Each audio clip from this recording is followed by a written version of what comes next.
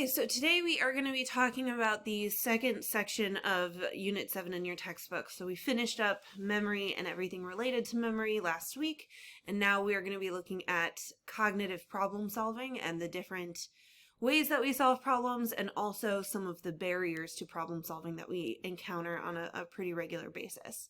We're going to start by talking about two psychologists who are pretty famous for their work in cognitive psychology and cognitive problem solving. And the first of those is E.C. Tolman. E.C. Tolman is a person that you should be somewhat familiar with. We talked about him in Unit 6 on learning. But he is known as one of the founders of cognitive psychology, and he's particularly famous for his study of rats and the cognitive ability of rats and their ability to problem solve. Due to his work studying rats, he coined two terms. One is cognitive map, and the other is latent learning. We have talked about these terms before in our unit on learning, but I'm going to show you a video that goes a little bit more in depth on the experiment that Tolman did with his rats, so you get a little bit more depth there. What's up, All-Stars? Welcome to the School of Ireland. Today we're going to talk about a psychologist named Edward Tolman. During his studies, Tolman came up with a concept called latent learning, which is learning that occurs but does not become apparent until there's an incentive to demonstrate that learning. So I know this definition sounds confusing, but I promise it'll start to make sense once you see a few examples. Tolman keyed the term latent learning after testing how fast rats could run through a maze. He came to his conclusion after analyzing what impact different incentives had on the rats' performance. The first thing he did was split the rats into a few different groups. The first group received a food reward for completing the maze, and the second group, aka the control group, received nothing for completing the maze. So let me ask you this, which of these two groups do you think completed the maze faster? Yeah, this one's pretty obvious. If you said the first group that received a food reward, you're right. It's because they had an incentive to complete the maze faster than the group that didn't get the food. But Tolman didn't stop his experiment here. He also had a third group of rats that was required to run the maze for 10 days without any reward. This meant that this third group of rats wandered somewhat aimlessly around the maze, just like the control group did. But then Tolman did something very interesting. On the 11th day, Tolman gave this group of rats a food reward for completing the maze. What's fascinating is once this third group of rats received a reward, they completed the maze faster than both the other groups. And this is because of latent learning. In other words, this third group of rats knew or learned how to run the maze within the first 10 days. However, this was not apparent until these rats were given a reward or an incentive to demonstrate that they learned how to run the maze. Let me give you another example. Let's say you're trying to train a dog how to sit using only verbal commands, but for whatever reason, it just won't listen. Let's say you've been trying to train the dog for a week and you're beginning to get really frustrated. And then after dinner one night, you see that you have some leftover food on your plate that you decide to pick up and take over to your dog. And then you tell the dog to sit, and it suddenly does so. Well, why did this happen? Why didn't the dog listen earlier? The answer is latent learning. The dog already knew how to sit due to all the training that you had already given it leading up to this point. However, this learning did not become apparent until the dog had an incentive to show it off. Let me give you one more example. Let's say one of your parents drops you off at school every single day and then proceeds to drive off to work. Well, let's say one day that parent gets sick and you have to drive yourself to school. If you can get yourself to school without using a GPS, that's latent learning. You learn how to get to school on your own by watching the turns your parent made every single day. However, this learning did not become apparent until you had to drive yourself. And the reward in this case is getting to school. So those are three examples of latent learning. But you should also note that Tolman coined another term in regards to his rat studies, and that is a cognitive map. A cognitive map is a mental representation of the layout of one's environment. Let me show you how this works. I want you to close your eyes, and I want you to visualize in your head how to walk from the front door of your house to your room. Can you do it? Or try this one. Can you visualize the route you would take and all the turns that you would make in order to get to your best friend's house? If you can picture these things in your head, you're using a mental or cognitive map. So that's pretty much it for today. But I wanted to ask you, can you think of any ways in which you have demonstrated latent learning? If so, go ahead and share your experience in the comments. That's it all. Okay, so that's E.C. Tolman. Again, the terms cognitive map and latent learning should be a little bit of a review since we talked about them previously, but we talked about them in the context of operant conditioning and learning, and I wanted to make sure that we touched on it again in terms of problem solving, that latent learning and cognitive maps are both part of how we solve problems, and what happens in our brain when we go about solving problems. The other gentleman that we need to discuss right now is Albert Ellis. We're going to spend a little bit less time here. He is also considered a founder of cognitive psychology, and he's particularly famous for his style of cognitive therapy that's called rational emotive therapy. I'm not going to go into too much depth here on rational emotive therapy just because it doesn't really fit in with the rest of what we are talking about in this unit, and we will talk a lot about it when we get to clinical psychology, and everything there kind of fits better. Obviously, this type of therapy fits better with clinical psychology, but you do want to write that term down and make sure that you associate rational emotive therapy with Albert Ellis and the fact that he is considered a founder of cognitive psychology. So now we are going to get into the types of methods that we use when we are solving problems. The first is, I think, the most fun problem-solving method, but also the least effective, and that is insight learning. Insight learning is when you have a sudden aha moment, if you will. I often talk about taking a test, and if you are taking a test and you get stuck on one question and you kind of finish the rest of the test and you leave this one question for last, sometimes when you go back and you're just staring at that question, you might have this sort of light bulb moment where you go, oh yeah, no, I know the answer. It's this, it's B or whatever. And that sudden moment of realization that you know the correct answer is insight learning. We can't trigger insight learning. We can't intend to use insight learning. So I think that's one of the reasons why it's not always particularly effective. It just kind of happens when it happens, but you can't force it.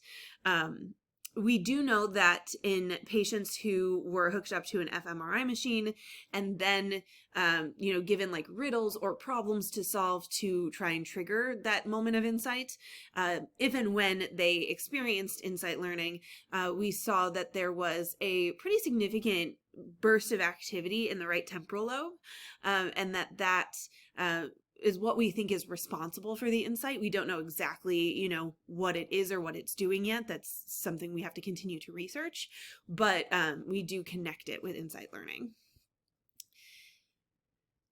The next method is trial and error. And another name for trial and error would essentially be guess and check. It is a time-consuming method, but sometimes it's the only solution. If you really have absolutely no idea where to start with, solving a problem, it's sometimes helpful to just kind of take a shot in the dark and see if it works, and, continue to try things while building up, knowledge about what's working and what's not working, till eventually you can make a more educated guess. But in general, trial and error is just kind of like guessing at random and then, trying it out and seeing what works about it and what doesn't work. I often kind of make the analogy to science in general, the idea of creating a hypothesis and then testing it to see if that hypothesis is correct is essentially trial and error, right? If the hypothesis is correct, great. If it's not, then I'm going to go back to the drawing board and I'm going to try something different and I'm going to adjust my hypothesis and I'm going to try again. This obviously is not the ideal problem-solving solution, but it's sometimes the only one, again, especially if you just have no idea where to start with solving a problem that you just, in your head, you're I have to start somewhere, so why not start here? The next two are very, very similar. The first one is called means-end analysis, and the second one is working backwards. What's similar about them is in both cases, we are talking about essentially just filling in the middle points of a problem.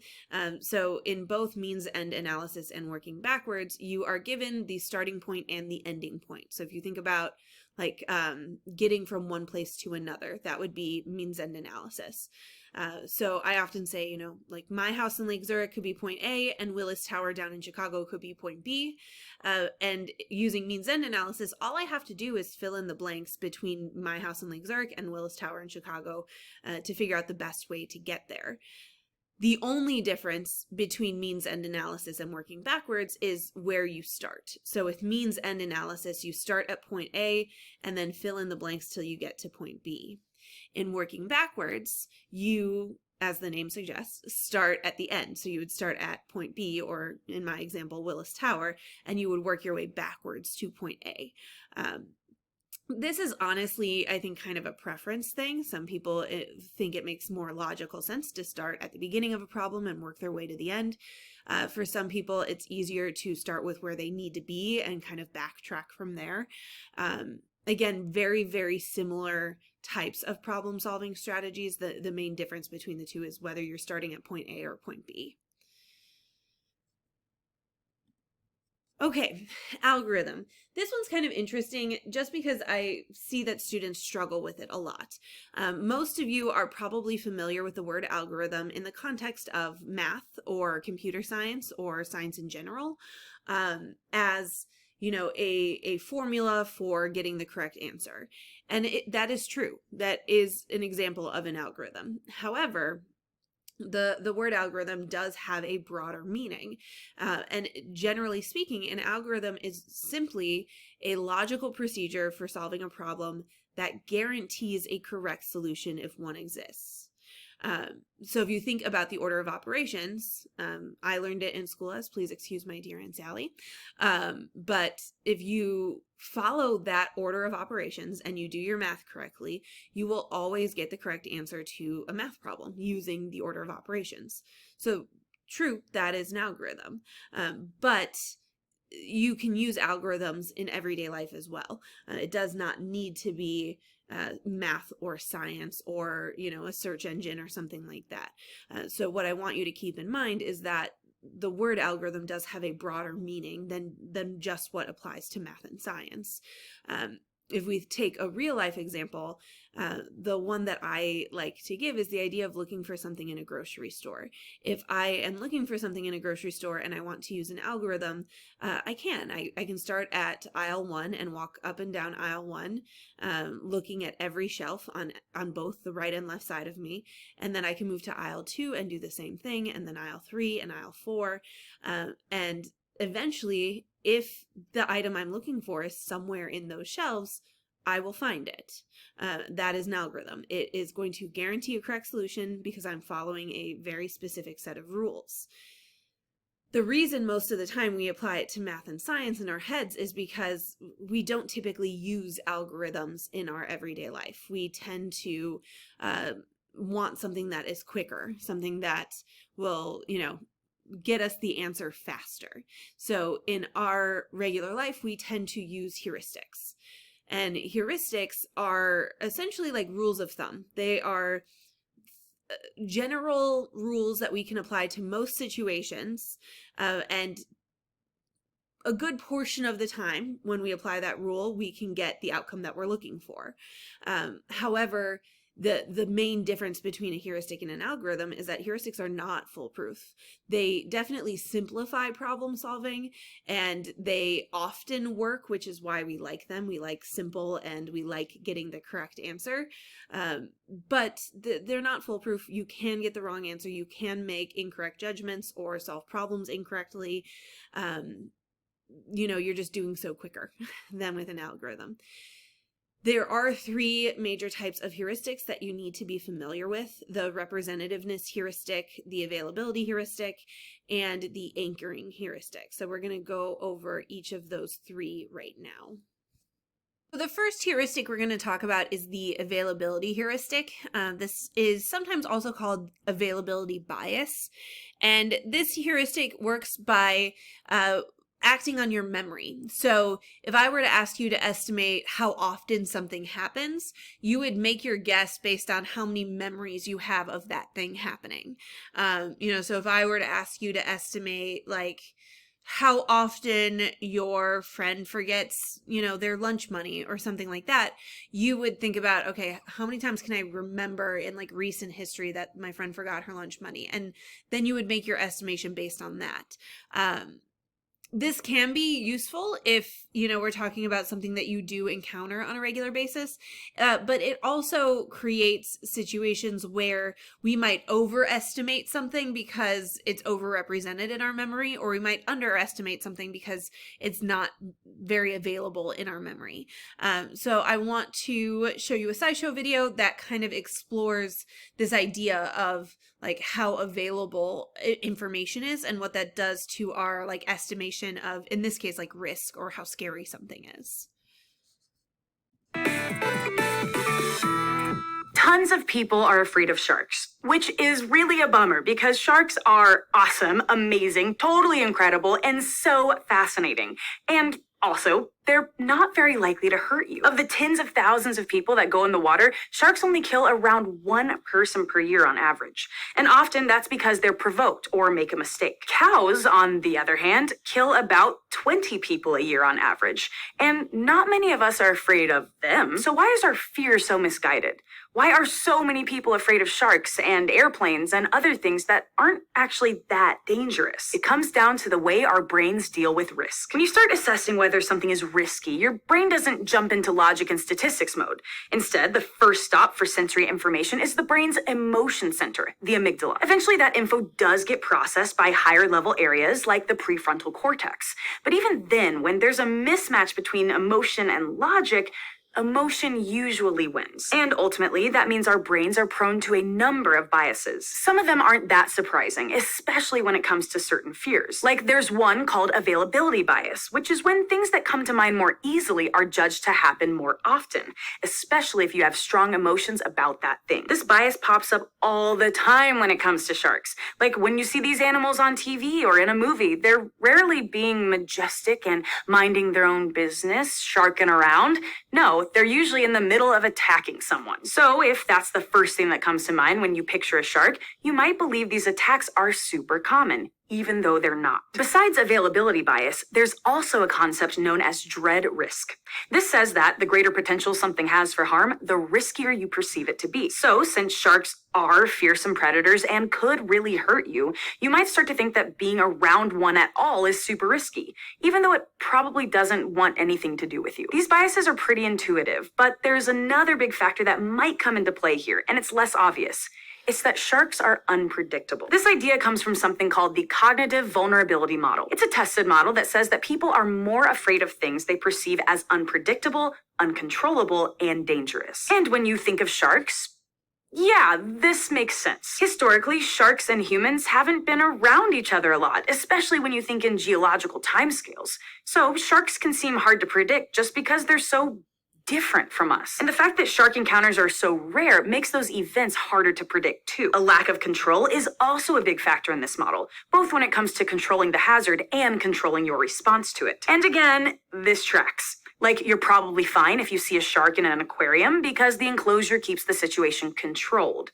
But a shark while swimming at the beach, not so much. And besides, when it comes to sharks, not only do we have less control when we're swimming, but many of us also don't know what to do in the rare event that a shark does attack. I mean, there's a lot of conflicting advice out there. Do you play dead? Punch it in the nose, poke it in the eye, sing baby shark? The confusion takes away some of your sense of control. Now, just to be clear, the cognitive vulnerability model doesn't just explain a fear of sharks, even though I love talking about them. The model also explains some of our other seemingly irrational fears, like why some people are terrified of flying. Because sure, cars kill more people than planes, but unless you're a pilot, you don't have much control over the aircraft, and that could feel scary. Regardless of what you're afraid of, though, understanding why can be really helpful. Like if you know why you're afraid of something, maybe you can take a step to address that. But when it comes to sharks specifically, understanding our fears is also important for keeping these animals safe. Many shark species are at risk of extinction, often due to human activity. And if unpredictability and lack of control are why we fear these animals, then understanding them better may be a way to reduce that fear. I mean, shark-human interactions are really rare, and so they're not studied super extensively, but there's work being done to change that. And on an individual level, well, research suggests that exposure to sharks, like seeing them in an aquarium, can also make people fear them less. So learn about these amazing creatures. You'll discover something totally awesome, and you might feel a little less afraid as a result. Thanks for watching this episode of SciShow Psych. If you want to learn more about For our next heuristic, I'm going to do a brief demonstration. You don't really have to do anything, just kind of answer the question in your head. The question on the next slide, answer it in your head. So looking at these two pictures, which one of these people do you think is more likely to do the job of a nurse? I'll give you like 5 seconds to decide. Okay, most of you probably chose A, that this sort of nice, sweet-looking woman is more likely to be a nurse than this sort of hipster-looking man with the finger tattoos and the gauges in his ear. And that is most likely, like, if you chose A as which of these two is most likely to be a nurse, part of the reason why you'd make that decision is because of what we call the representativeness heuristic. The representativeness heuristic is judging how likely something seems based on how well it represents or matches a particular prototype. So when we think of a nurse, we usually tend to think female. We usually tend to think like kind-hearted, nice, sweet, caring, nurturing. We, generally speaking, do not assume that men will fall into the nurse role. And especially we wouldn't assume, a man with, full sleeve tattoos and the hipster glasses and the fancy hair and the gauges and all that would be a nurse. It doesn't seem to match up with our prototype for what a nurse is particularly well.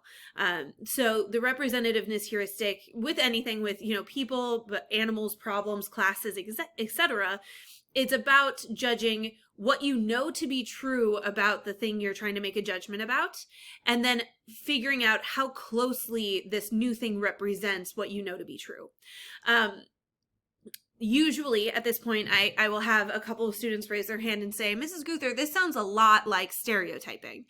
And you're exactly right? Anytime we fall victim to putting somebody inside the box of a stereotype, we're using the representativeness heuristic. We have an idea for what it means to be American. We have an idea for what it means to be, Chinese or South African or British.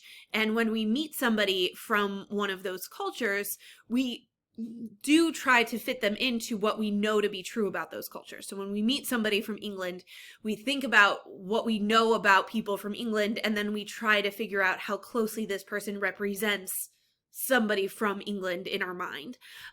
So yes, when you use stereotypes, you are falling victim to this representativeness heuristic. Again, like all heuristics, it does work a lot of the time. Stereotypes become stereotypes because they're based in some amount of truth. So that means that if you, fit somebody into a stereotype, there is a chance that you're right.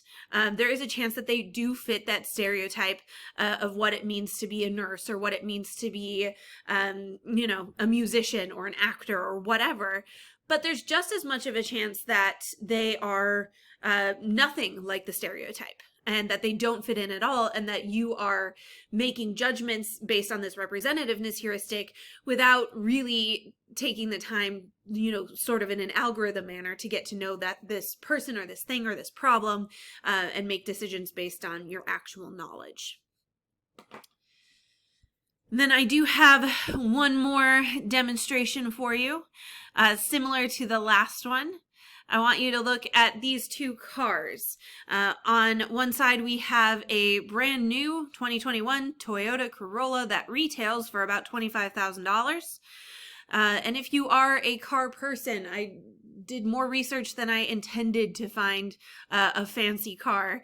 And I came up with the 2021 Porsche Taycan, I guess, which retails on the low end for $103,800.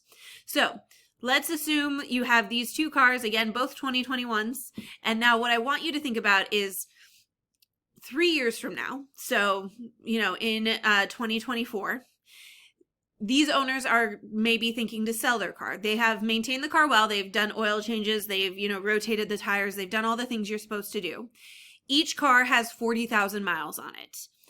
What do you think would be a fair price for each of these cars based on what the retail price is? So I want to go buy a used 2021 Porsche Taycan It's 3 years old. It has 40,000 miles on it. How much do you think I would pay? Versus how much would I pay for the same thing, a 3-year-old, well-maintained Toyota Corolla with 40,000 miles on it? How much would I pay for that one? Again, I'm just going to give you a couple seconds to kind of come up with a number.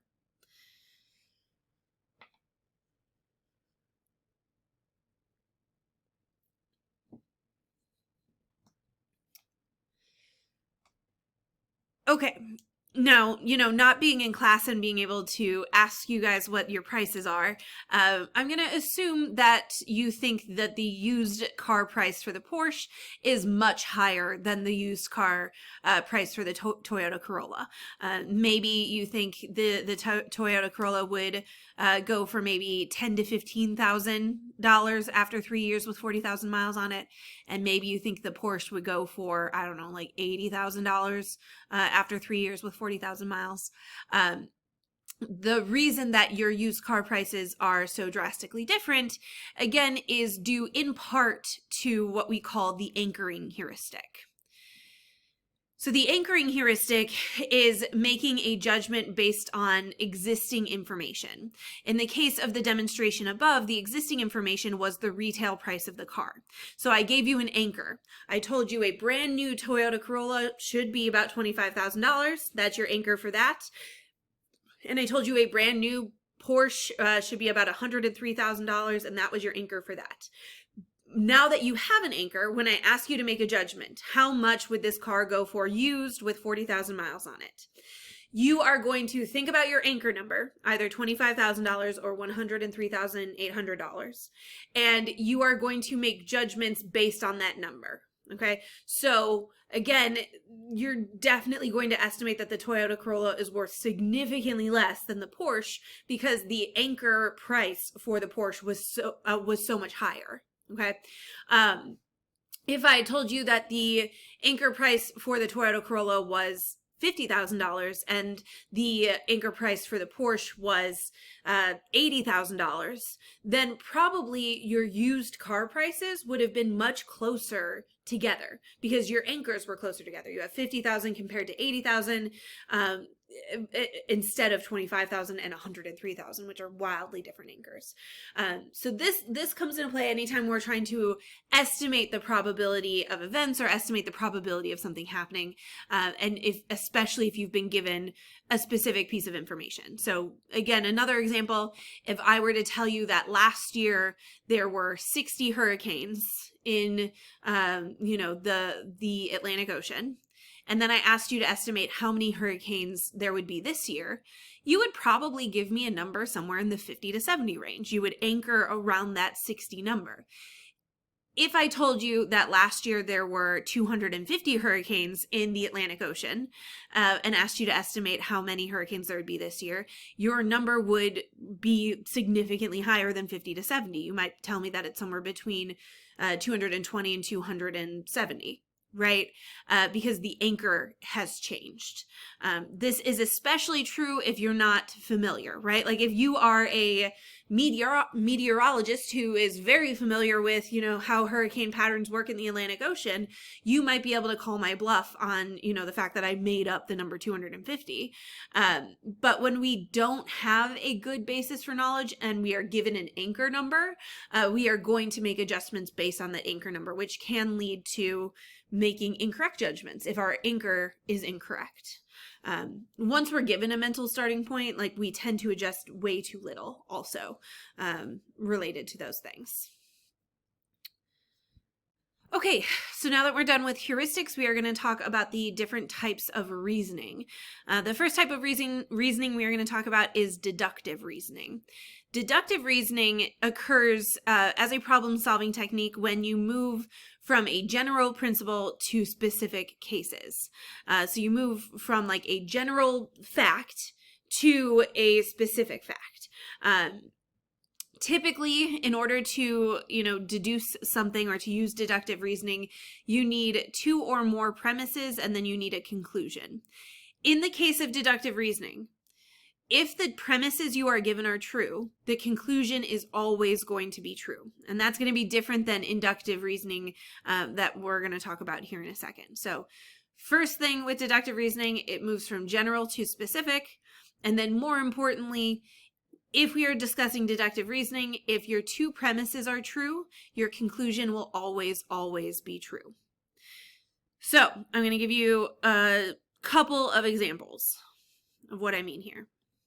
So here's an example of deductive reasoning.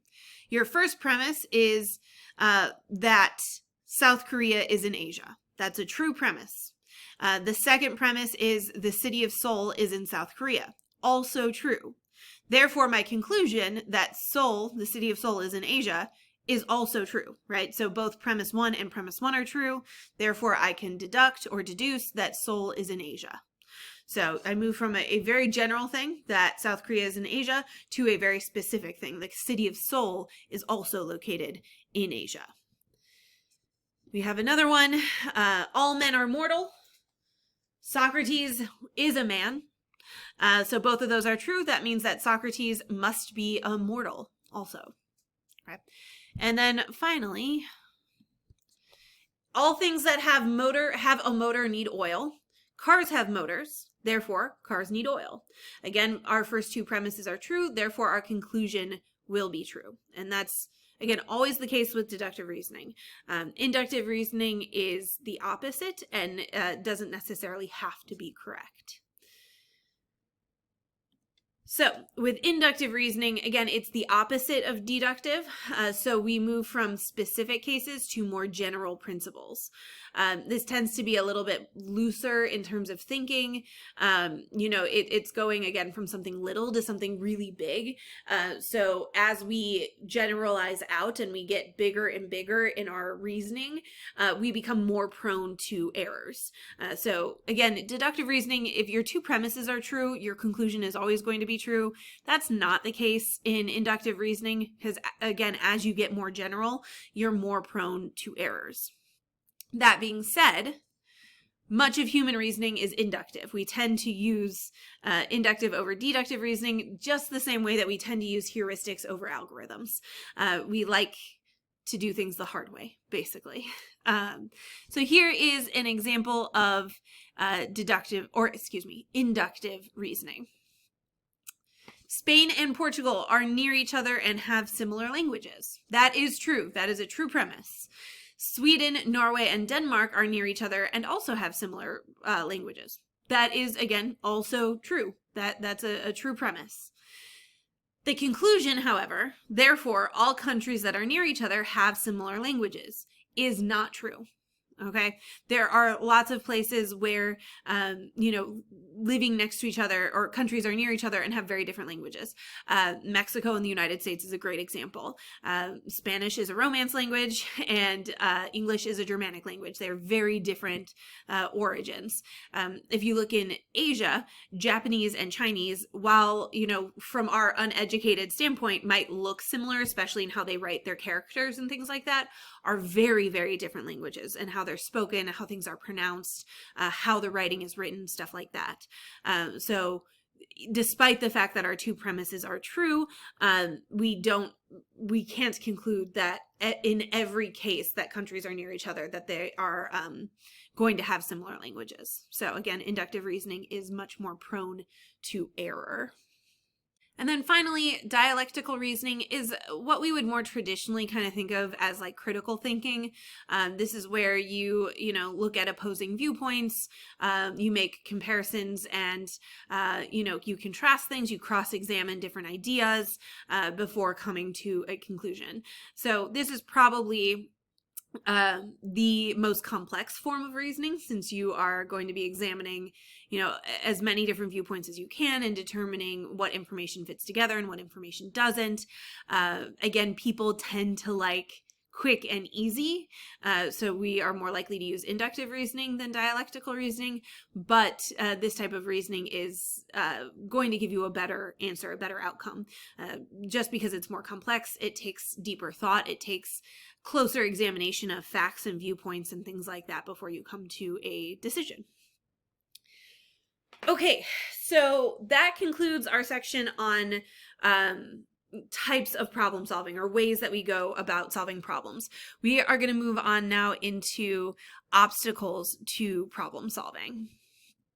And we are going to start with sort of the broadest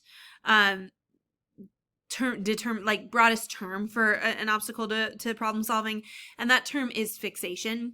There are a couple of different types of fixations. So this is a broad term that is talking about our inability to see a problem from a different perspective. So the inability to find a creative solution to a problem. And fixations of all kinds are usually the number one barrier to being able to solve a problem. It's kind of the idea of if I keep sticking my finger in the electrical socket, maybe one time I won't get electrocuted. So it's a case where a person might be applying a clearly wrong solution and trying to make it work, trying to force the puzzle pieces together, no matter, how much they don't fit, despite the fact that there is a better solution out there, because that better solution might be outside the box a little bit. It might be a little bit too creative, and people struggle to see those things. So more specifically, one type of fixation is called functional fixedness. Functional fixedness is our tendency to think that an item is only good for its intended use.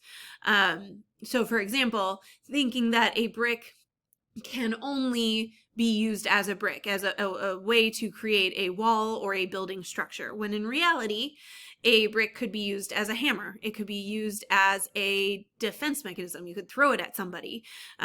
It could be used as a stepping stool if you only need, a couple inch boost. You could use a brick for a lot of different things, but we tend to get fixated on the stated function of the brick, which is to create a brick wall. And we fail to see more creative ways to use the item. And that's pretty common whenever you see YouTube videos about life hacks, and it's somebody using some everyday object in a really new creative way, and you're like, oh my gosh, how did I never think of that? It's because of functional fixedness. When somebody tells you this is what you're supposed to use a brick for, our brain kind of settles on that and says, okay. And then, we don't really get creative or think outside of the box about what else it can do. And there is a very classic experiment about functional fixedness, and so I'm going to show you that experiment right here. Take this test right from your living room. This is a simple game, really. All you have to do is tie 2 ropes together. But the problem is these 2 ropes don't easily reach each other. So that's going to require you to come up with a creative solution. You have the chair, a paint can, and a pair of pliers that you can use to solve this problem. Take a second and consider what you would do to tie this 5-foot rope to this 4-foot rope. Keep trying as these college students also take on the challenge. You understand what you have to do? I gotcha. Tie the ropes together? Yes. You can't reach both ropes from the floor, but simply standing on the chair won't help. You're going to have to get creative. I'm going to tie the chair. Okay. Seem impossible? We assure you it can be done. Yeah, it's not gonna work.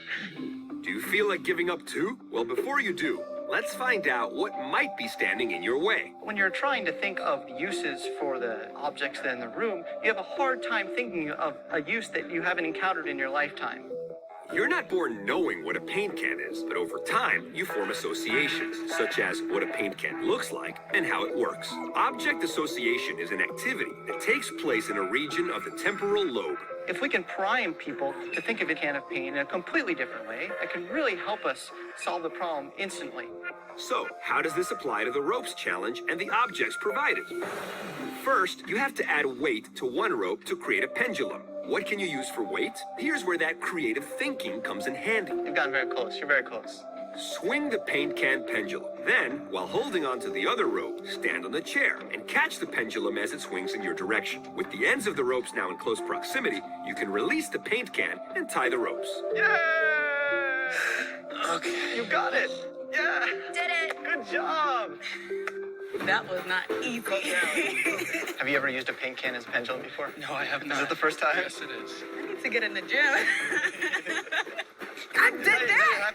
Yes.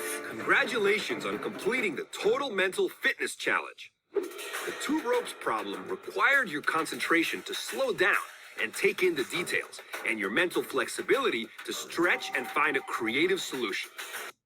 So yeah, that two ropes problem is a very famous example of functional fixedness. The idea that you can't get outside your head about what the paint can is for. Probably, the people who had trouble solving it completely disregarded the paint can. Like, what am I supposed to do with this paint can?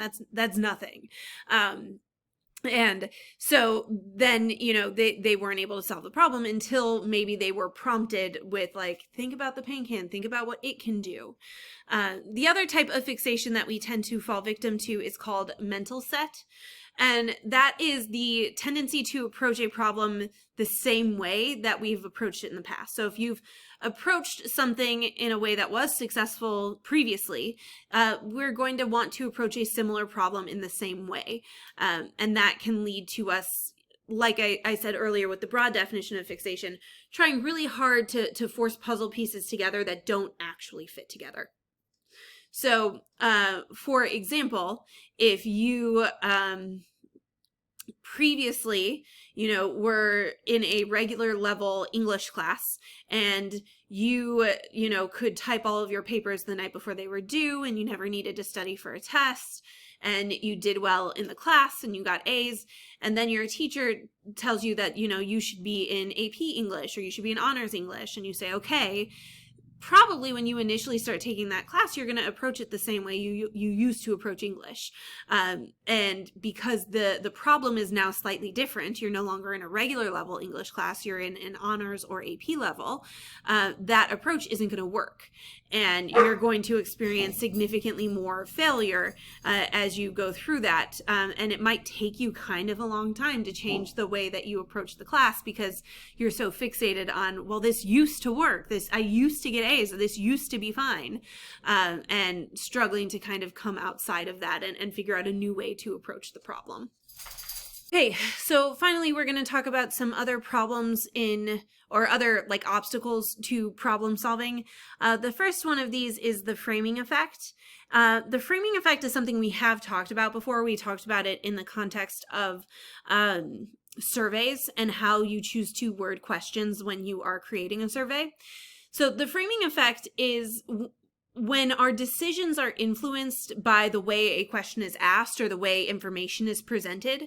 So the way you present information, the way you talk about something, you can kind of lead somebody to answer one way or another way, depending on how you word the question. So essentially, the example I give when we talk about surveys is, if you are giving a survey about, outer space research, you could ask the question, do you believe there are little green space aliens somewhere in the planet, somewhere in the universe? Or you could ask the question, do you believe that there's possibly intelligent life somewhere in the universe? Obviously, one phrasing of the question is more likely to get people to respond yes than the other, and that would be the framing effect. I'm asking the same question. Do you think that there are things alive out in the universe? But the way that I framed it is going to influence the answer that you choose to give. So I like to show a classic example of the framing effect here. So I'm just going to move to a website quick. Okay, so this is one of my favorite framing effect websites. It is a frequently asked question page about a chemical compound called dihydrogen monoxide. If you are in chemistry honors or AP Chem and you really enjoy it and you've done well, you might already know what dihydrogen monoxide is. If you're like me and chemistry was a very difficult subject for you, you might have no idea. Either way, it's okay. But if you don't know what dihydrogen monoxide is, this frequently asked question page can be pretty scary. So if you look through it, I love this description. So first of all, it says, dihydrogen monoxide, DHMO, is colorless and odorless. It's a chemical compound also referred to by some as dihydrogen oxide, hydrogen hydroxide, hydronium hydroxide, or simply hydric acid. Its basis is the highly reactive hydroxyl radical, a species shown to mutate DNA, denature proteins, disrupt cell membranes, and chemically alter critical neurotransmitters. The atomic compounds of DHMO are found in a number of caustic, explosive, and poisonous compounds such as sulfuric acid, nitroglycerin, and ethyl alcohol. That's a pretty scary description. And then if you scroll down, it gives you Dangers associated with dihydrogen monoxide. Each year, DHMO is a known costive component in many thousands of deaths and is a major contributor to millions upon millions of dollars in damage to property and the environment. Some of the known perils of dihydrogen monoxide are death due to accidental inhalation. Prolonged exposure to solid DHMO causes severe tissue damage. Excessive ingestion produces a number of unpleasant, though typically not life-threatening, side effects. It's a major component of acid rain. Gaseous DHMO can cause severe burns. It contributes to soil erosion. It leads to corrosion and oxidation. It contaminates electrical systems, causing short circuits.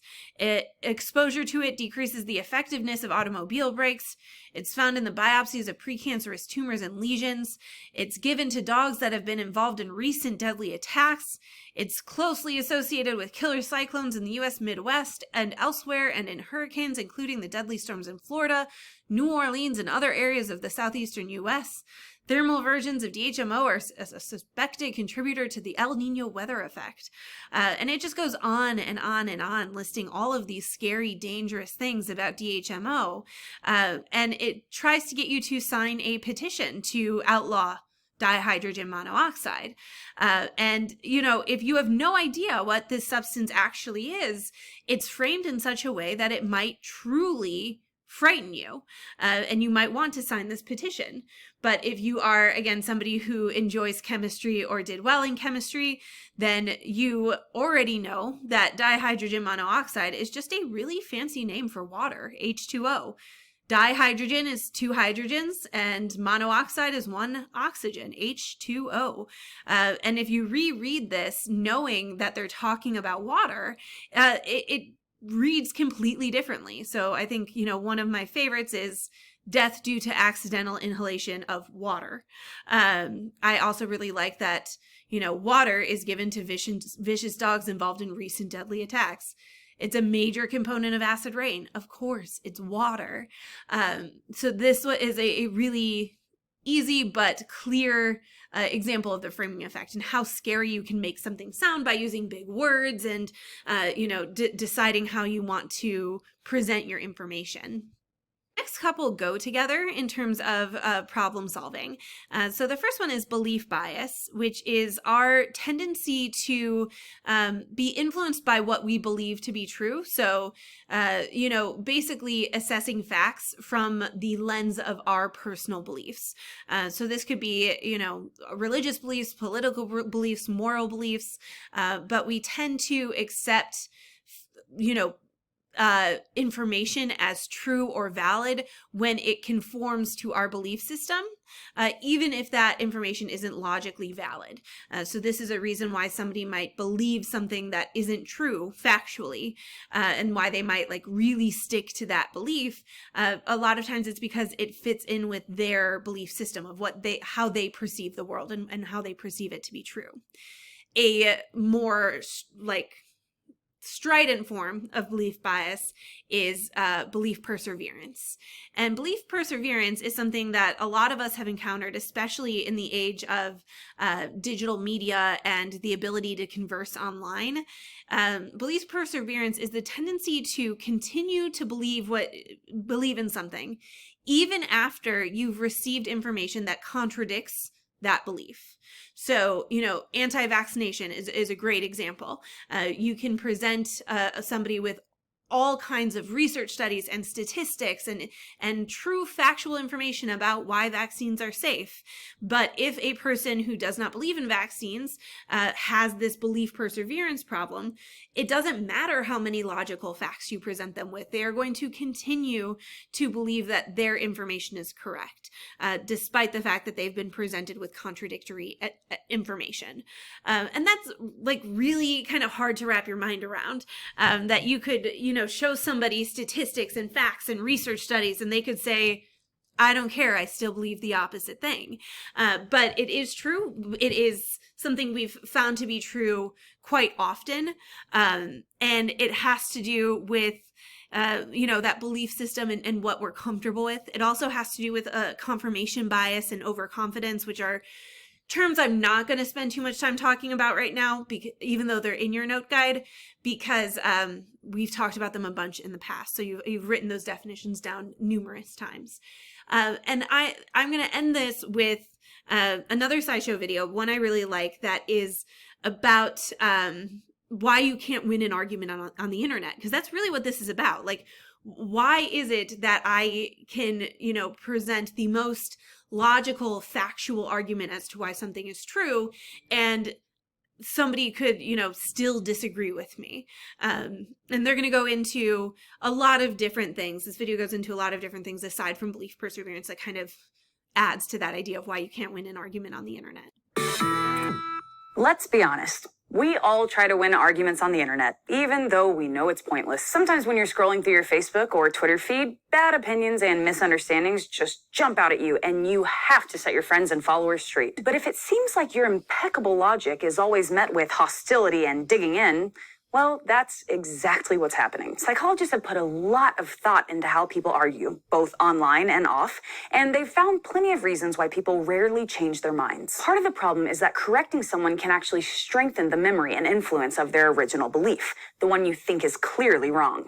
It's known as the backfire effect. A study in the Journal of Consumer Research in 2005 demonstrated this by giving 335 people a list of science facts and myths, then clarifying right afterward which were true and which weren't. 30 minutes later, they asked half of the subjects which things on the list were true, and they were pretty good at separating myth from fact. But when they tested everyone else 3 days later, that group made a lot of mistakes. Specifically, they recalled a lot of the false statements as true, but not the other way around. Psychologists think that's because we use how familiar something is as a guide to whether it's true.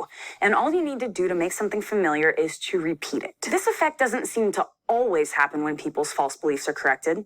Some studies have failed to find a backfire effect, especially when the topic was political. But pointing out exactly how wrong your Facebook friend is often involves repeating their false beliefs. And when you do that, it's possible that the backfire effect just makes them more sure they're right. Another challenge is that we all suffer from confirmation bias. We can look at the same evidence but come to different conclusions based on what we believe is true. If evidence confirms what you already believe, it jumps out at you and you pay attention to it. Meanwhile, we tend to gloss over contradictory evidence and just forget about it. A 2013 study with more than 1,000 participants showed this with political beliefs.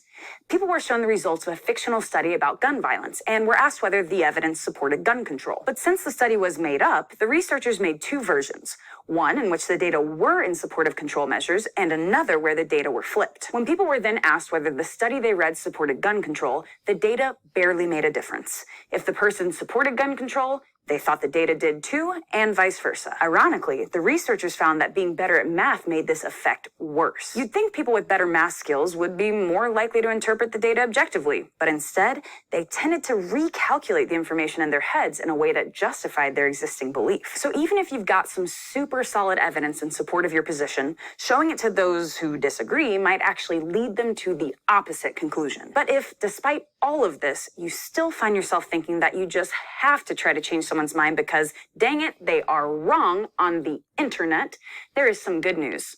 There's also research on what might work. One group of researchers analyzed a whopping 12,000 arguments on a subreddit forum called Change My View to see what the arguments that successfully changed people's minds had in common. They found the most effective tactic was to pick wording that was unlike that of the other side, maybe because unfamiliar wording was a sign that the arguments were new information. Like, if someone's arguing that Kirk was the best Starfleet captain because he led with his gut instinct, pointing out all the times Kirk's instincts have put the crew in danger might not be that effective. Instead, you might have more success arguing that Picard always opted for the peaceful solution. That kind of shift in language is more likely to change the person's mind, whereas using really similar wording, especially quoting them directly, is seen as nitpicking. The researchers also found that when the original poster used the word we instead of I to describe their position, the arguments were less likely to change their minds, probably because they were more entrenched in their viewpoint. And if the debate went back and forth more than 4 times, it wasn't likely to go anywhere.